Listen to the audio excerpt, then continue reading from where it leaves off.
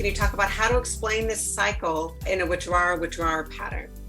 This white hetero couple both don't allow conflict or feelings to surface. Husband asked wife to come to therapy because they stopped having sex after the birth of their baby 8 months ago. Wife claims that she does not feel any distress in the relationship outside that turns out her husband is unhappy. The husband describes himself as someone who holds his feelings in and defers to his wife in order to avoid any semblance of conflict. She says this works fine for them. The clinician writes, there is so little to hold on to with this couple. When there's a disagreement, they just take a distance from each other, even for several days. I find myself talking a lot to just try and, come on, let's get some emotion online. I've done that before too. I've done the same thing. I found myself talking more, trying to get some emotion up and running, trying to let them show me their distress that is so difficult for them to show me because they've both used avoidance strategies. I might have to go psychoeducational and work a little top down before I can work bottom up and just explain the cost on them. Like the male partner is reporting more distress, which is interesting and good. And so his distress might be my lead to talk about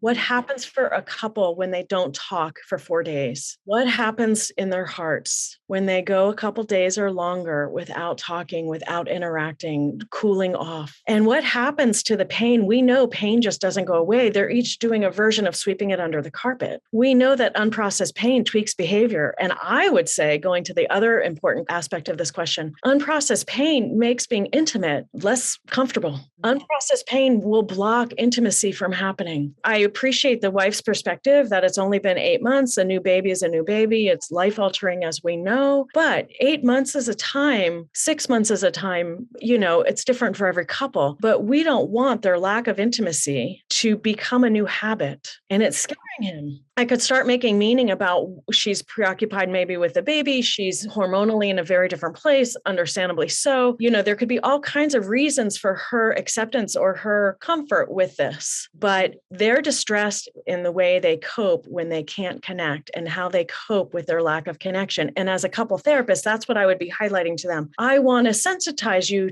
to how costly these days of not talking is on your hearts. There's no benefit to separating and then staying apart for this length of time. You guys think it cools you down. I think it does, but you think it resolves the issue. I can't live with that. Eventually there'll be a pileup and then an eruption. And that's really predictable. And the science is pretty clear about that. And so I just want to alert you to why I'm trying to get the emotion up and running. I'm trying to get some limbic openness here so I can actually work experientially with you both. But I think I would encourage all of us in this scenario to start with more education, to explain why we have to help them find their distress, which goes counter to their, however old each of these people may be, goes counter to their years of coping by shutting it down. So I understand how foreign it is, but we have to sensitize them to the cost of that continuing to happen, that persisting. Yes.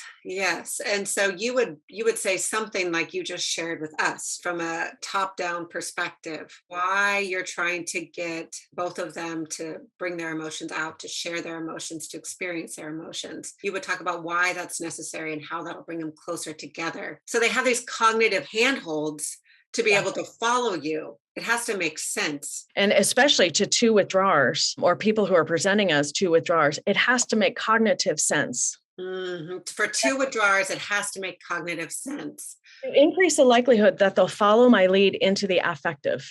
Mm-hmm. So I'm going to bring them top down, cognitive to experiential, cognitive to affective. They have to buy into my overview. I have to give them that. If I have any chance at all of them following my lead outside of their comfort zone to actually feeling their emotion. To connect. Like if they're not limbically open, they won't connect. Right. And that's what might be a new concept for this kind of couple is that they don't realize they're not connecting emotionally. Yeah. They can do fine together, but they're missing those bonding moments. And that's why they need to befriend. Each of them needs to befriend their emotion to have a chance at limbic openness that then we share and with enactments, Tango Move 3 to make relational so that then they connect. I follow your lead. That's great, Jen. You've helped me connect with that. So you were doing it. I just get excited about that. Okay. For more hot tips on emotionally focused therapy, go to theeftcafe.com and sign up for our newsletter where you will receive short little clips like the one you just watched.